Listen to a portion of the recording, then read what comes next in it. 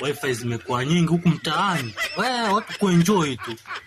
Yani saa hii tuna wifi za bure. Hakuna kulipia. Wakulipia ni wewe mwenye wifi. Lakini wengi sasa ni sasa ambao tulipia.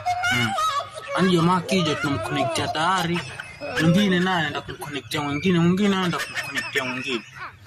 Lakini sasa negativity ya wifi ile, yani mtu anatumia wifi kimatusi.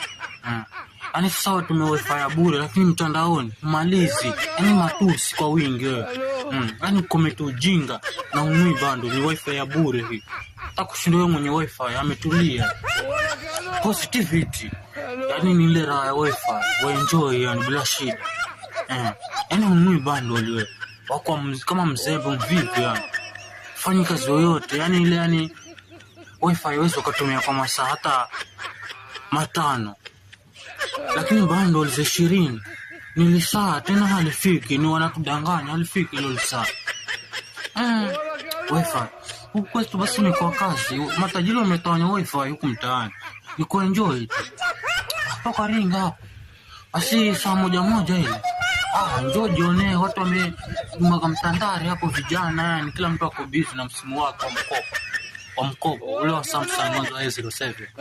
Ufiki kumarigizi wewe. Wifi usifiwe, wifi bure.